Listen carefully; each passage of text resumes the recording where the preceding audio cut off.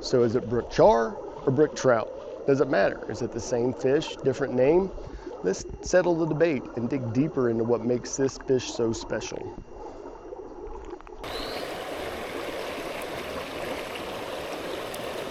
West Virginia state fish.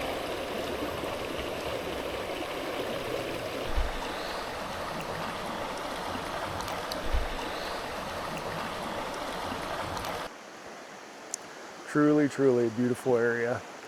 Anywhere you find native brook trout is going to be gorgeous. That's half the fun, is just getting to be able to go look for the brook trout, even if you don't catch any. They're beautiful. They're beautiful. Where you find them is beautiful. Native brook trout. Beautiful, beautiful, beautiful. Look at that guy. Hit the caddis fly.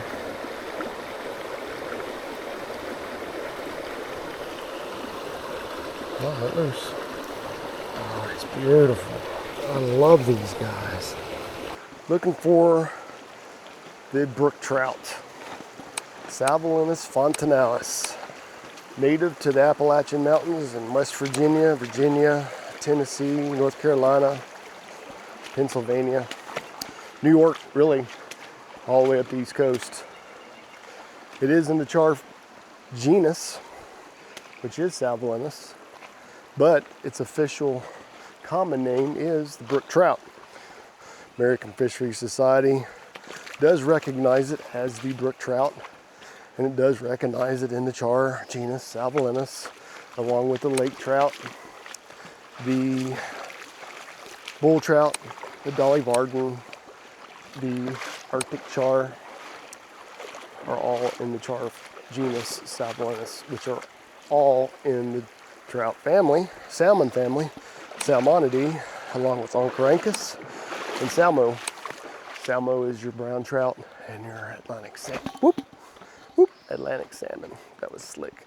Into the bedrock. It's faster, but it's slicker. In North America, out of the 5 char species that we have, the Arctic char is the only one that has char in the name. The Dolly Varden trout, the bull trout, the brook trout, and the lake trout all have trout in the name. So although it is a char, it is okay to call it a trout.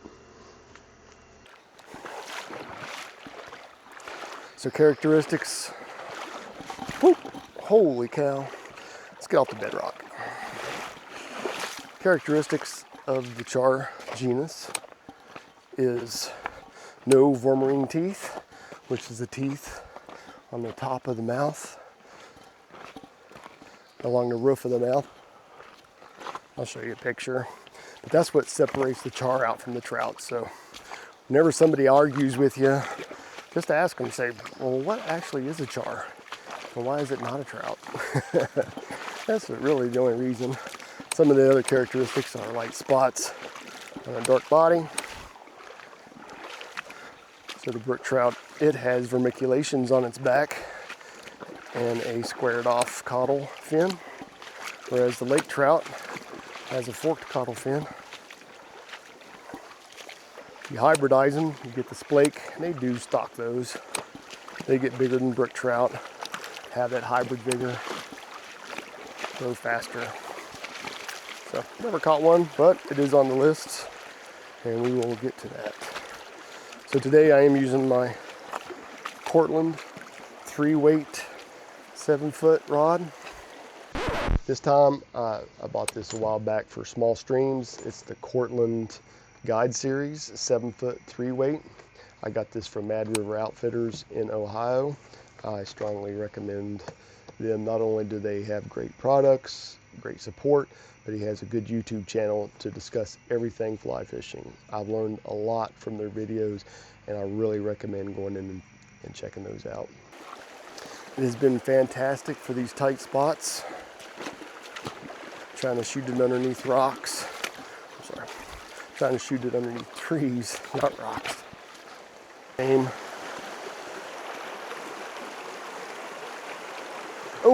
Oh man. They're wanting it now. See him? I see him in there. Right on the edge of that boulder. jumped up and grabbed it. I have to put some more floating on there. My flies are wanting to sink. Ooh, there we go. Come on, jump up and grab it.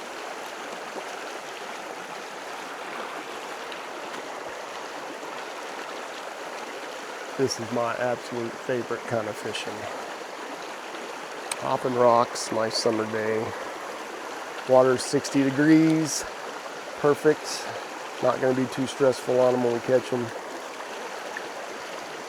The brook trout is the West Virginia state fish.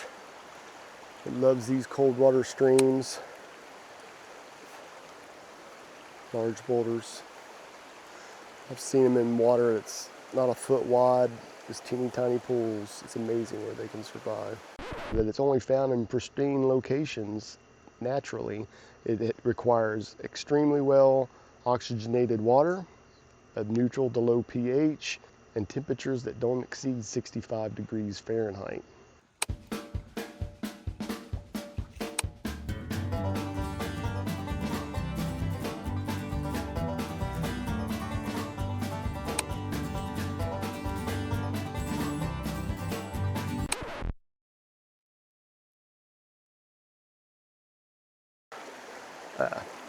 Oh, get it.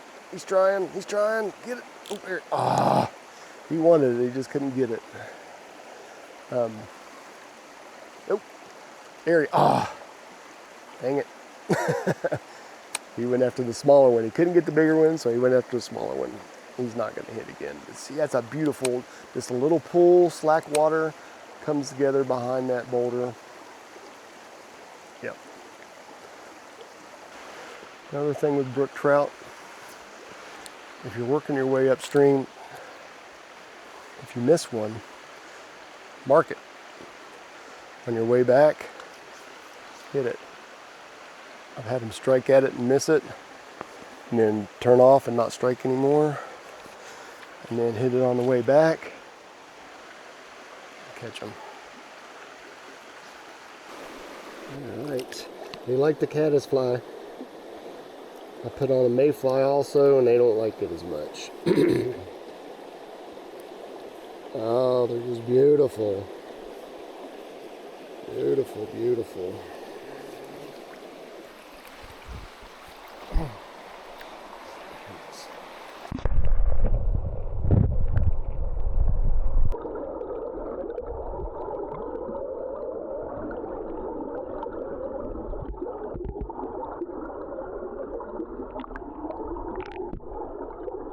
So he was laying right here on the inside of this large rock in this little pool.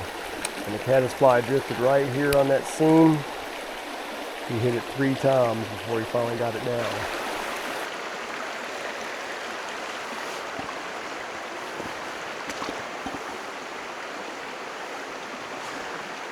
They haven't been liking these slow pools today. They're liking that fast water. Rhododendron, I hate that stuff. The fly just touches it, it's not coming out.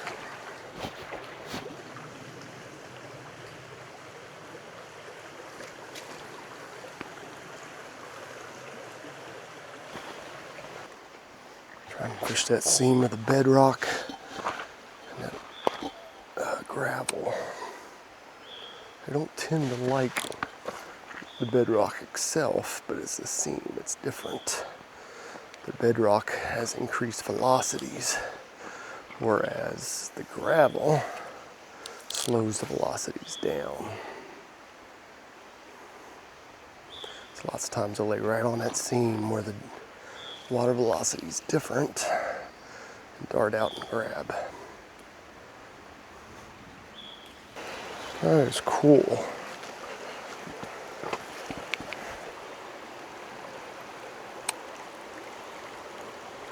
Look at the spores on the leaves.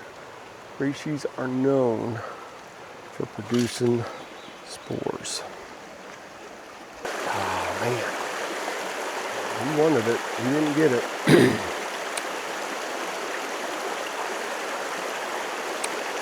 He won't hit it again.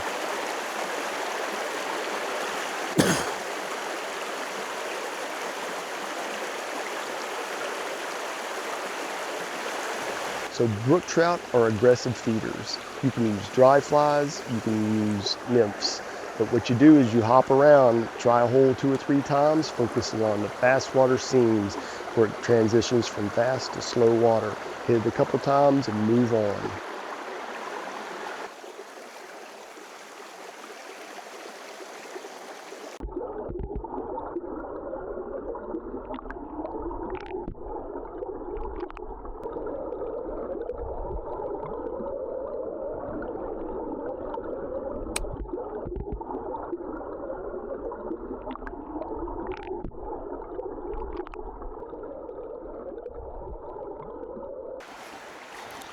One thing about brook trout, if they don't hit it on the 2nd or 3rd throw, don't waste your time.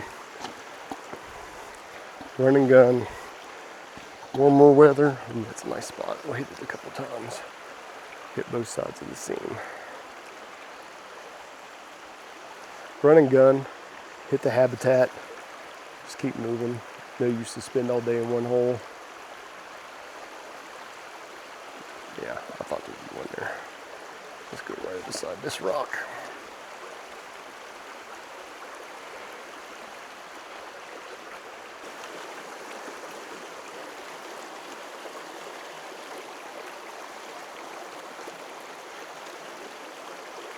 Oh, get it, get it. Come on. Keep trying. Oh, there he is.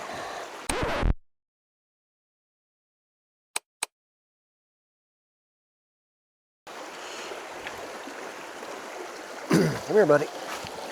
Oh, all right. Nice. Like the caddis fly. He struck at it about 4 times before he finally was able to get it in his mouth. They've all been about this size. I'll take them. Man, they're beautiful. Beautiful, beautiful. Beautiful, beautiful.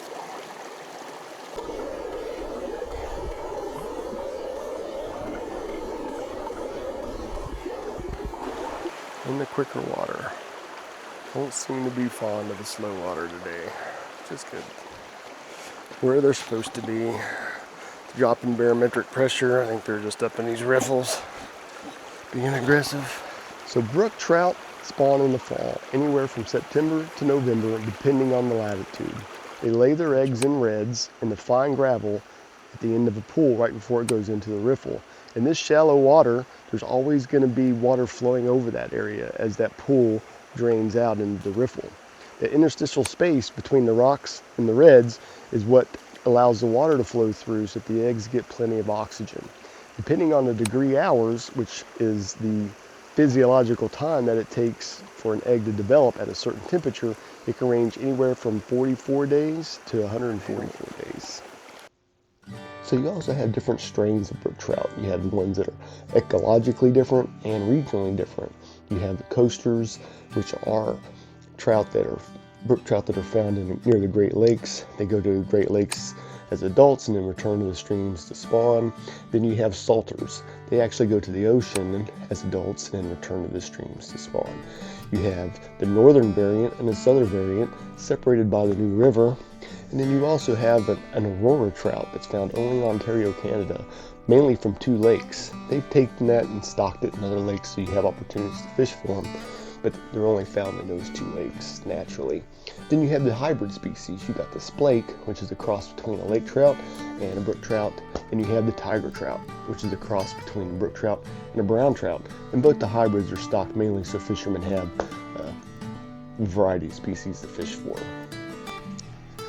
So the next time you get in a heated conversation about is it a char or is it a trout, politely say yes, it is a char, but the official name by the American Fisheries Society is the brook trout. And then let them know that you know the difference. A char does not have vomerine teeth and it has light spots on a dark background. That's really all the difference there is. Instead, focus on catching them. Run and gun, hit them fast and hard with top water flies or nymphs.